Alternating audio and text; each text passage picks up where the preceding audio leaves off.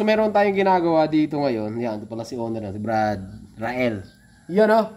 Yan, ito mga bro. Simula doon ng pandemic to, na-stock. Simula nung pandemic, na-stock. Hindi na umaandar. Grass cutter ito eh, bago pa naman oh. So ngayon, ito mga bro, malimit kasi sa mga ganitong mga grass cutter, mga chainsaw, malimit to stroke. Pero wag kayo dito mga bro, ano yan? Yan natin. Honda. Ay, ito TMX to. TMX to mga bro. So ito mga bro, tanggalin natin kasi meron dalawang ano dito. Matatagal na rin to mga to eh. 4 stroke throw mga bro. 4 stroke throw. 4 stroke to. Hindi siya 2 stroke ah. Hindi siya 2 stroke. Hindi siya 2 stroke yung nilalagyan ng tuti. Kasi mga bro, malalaman mo dito, mayroon siyang ang mga 4 stroke kasi minsan ang ano yon, alin na apat sa dito sa ilalim, tapos may tagusan lang ng alin. Yun ang mga malimit. Kagaya nung ginawa natin noong nakaraan. Tapos minsan naman dito, mahabang bolt. Ito, mayroon dalawang alin, oh. Tanggalin natin para makita. Yan, oh. Oh. Meron siyang barbula, mga bro, ah. At meron siyang cams. Ito. Meron siyang belt. Ang timing chain niya mga bro, belt. Ayan, oh. At meron siyang decomp. Galing nga, ano. Ah. Siyempre, meron siyang carburetor. Ngayon, ayaw umandar. So, ganun din mga bro, i-check natin. Check natin yung compression nito at saka yung kuryente, ano. So, check muna natin ang kuryente. Pero yung mga bro, yung mga ganito, ano to, wala po tong CDI. Ano lang siya, ito, coil. Yung coil niya, kasama na rin dito yung nagbibigay ng kuryente at saka ng pulser. Ang meron lang dito mga bro, ito. Meron lang ditong kill switch yan, ano. Ayan. So pag nakataas, naka-off, nakababa is naka-on. So pagka binaybay nyo lang mga bro, ano yan, kukunik lang sa body ground. Ang isa niyang body ground, ang isa papunta dito. Okay? Para mamatay. Yun lang ang function niya. So ngayon, i-check muna natin to kung may kuryente. Tanggalin natin. Andar kaya ito? Tunay ito bro. Nawala na naman yung ano ko ah. Mukhang kinuha mo ah. Steel brush. Bago pa naman yun. Wala na. Mamaya na. Check muna natin. Check muna natin mga bro. Kasi ang mga issue ng mga ganito mga bro, mga grass cutter at saka chainsaw, yung flywheel, ito kasi mga bro, ang flywheel niya ito. Tingnan mo bro, pakita mo. Ito yan oh. Nakikita mo yan? Yan ang flywheel. Pagka may tumapat, mayroon din dalawa yan mga bro yan. Ito. Pagka tumapat dito yan, magre-release ng kuryente yan. Ang minsan, ito, adjustable to. Pansinin nyo ito mga bro, ito. Yung alin na yan, adjustable yan. Pwede natin itaas, pwede natin ibaba. Ang nangyayari dyan, lumalayo lang sa ibang mga two-stroke. Yun ang malimit yan eh. Ano lang siya, lilinisan nyo, tapos ilalapit nyo. Yan, magkakakuryente na siya. Ito, subukan natin. Para makita nila. Yan. Natin ha. Tingin mo. Meron. Uy, malakas. Malakas no? Malakas. Ayun. Malakas. Ngayon mga bro, check natin kasi parang malambot siya eh. Ayun o. Parang malambot eh. Malakas eh. Meron? Lakas eh. Okay, patayin muna natin. Malakas ba? Sure? Pati niya ako nga. Oh, bro, tumatrasik yung kamay ko. Malakas. Pag tatanggalin to, pipress nyo lang to. Press nyo. Baba. Ano yun bro? Meron kami na yung hand tractor na ano eh. Oh! Ito mga bro yung choke niya. Ang ganda oh. Bro, yung pang ganun. Astig oh. Yung pang ganun, pang hand tractor. Oo. Ayan oh. Ang magdadag. Ang andar diba? Ganun lang. Oh, yun na nga yun. Diesel. Gasolina. Gasolina. Ito mga bro, kakalasin lang natin to. Ang mga malimit yan, tatanggalin natin 8mm kasama ng mahugot niyang buong karburador. Okay? So, gamit lang kayo ng 8mm. So, hindi ko na ipapakita sa inyo mga bro. Lilinisan natin yung karburador. Ano? Linisan muna natin. Para maganda. Aba, ba't ang luwag? Parang kinalas na to, no? Tingin mo. Kinalas na yan. Tanggalin natin, ha? Mga bro, ha? Tapos i-tune up din natin to mga bro. Kasi, pagkatukod to, wala rin. Eh, kaya nga may design na ganyan yan, no? Tinan mo. Ayun, no? Allen. Saka may adjacent. Pero ang galing ng cams niya bro. Tinan mo. Ito yung cam loop niya. Ngayon, ito yung nagpapagalaw sa rocker arm. Kita mo? Ito yung nagpapagalaw sa rocker arm niya. Ito. Hindi mo siya masasabing rocker. Ito yung rocker arm. Ito yung Ito naman yung pinapagalaw nitong cam lube. Astig ah. Tunay. Maganda. Magandang design. Gagaling talaga ng mga engineer. Hanga-hanga ako sa mga engineer. Ano natin kalasin to? Ito, mayroon pa pala. Problema nito mga bro, yung mga alin nito. Mga ano na. Mga delikado na. Ayun no. Kailangan dito magagandang alin yung gamitin natin. Yan. Kalas. Buti nga lang malambot. Itong isa malalim. Tay tayo nito. Tay tayo nito mga bro. Sa nga pala mga bro, home service tayo ngayon ano. Ito ang gagawin natin. Pagka ganun, maganda. Maganda mga tunugan. Tanggalin natin. Ganda nito. Original to. Honda to eh. Bibihira yung ganito na 4-stroke mga bro.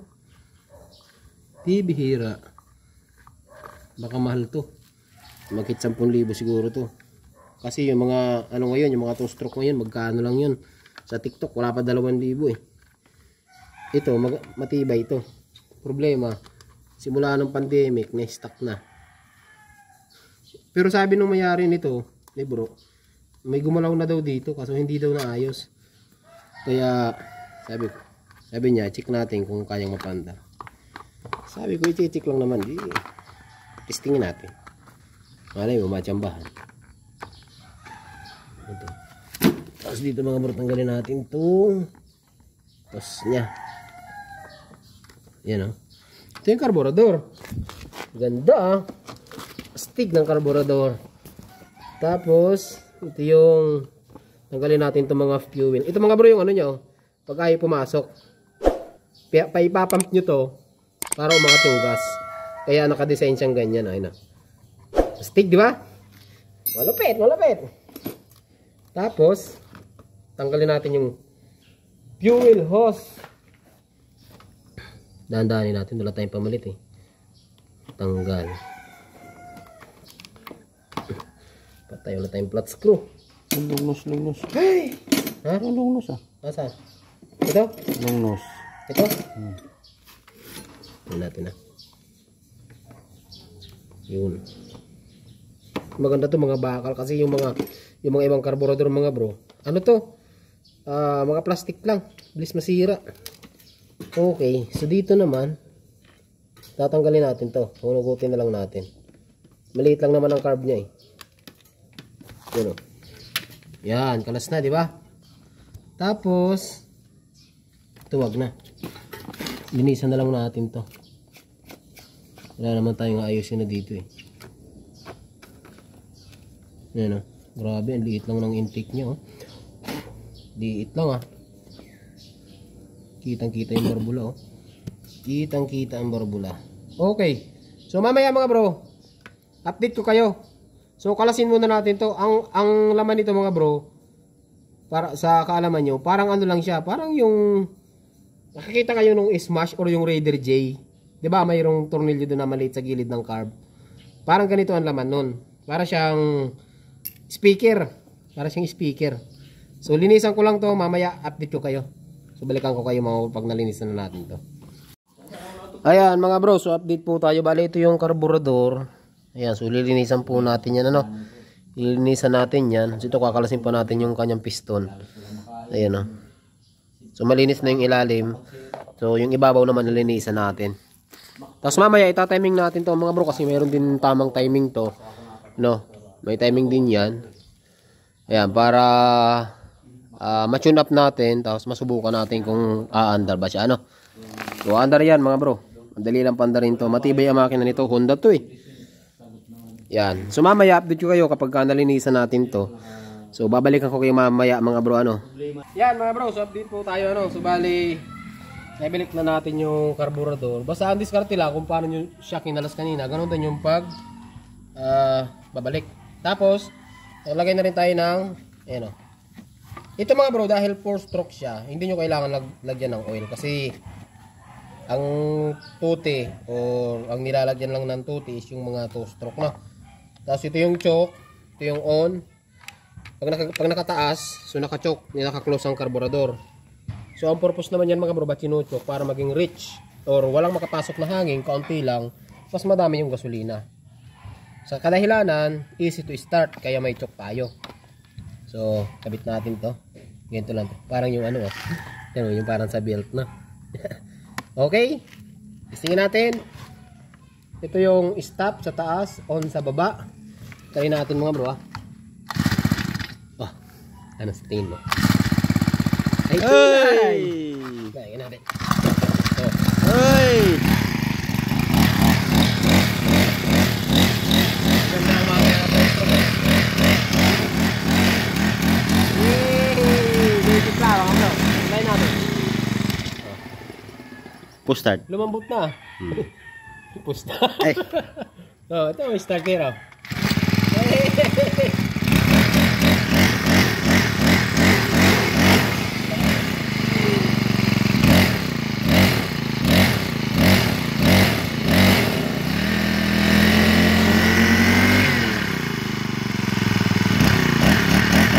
Yan mga bro.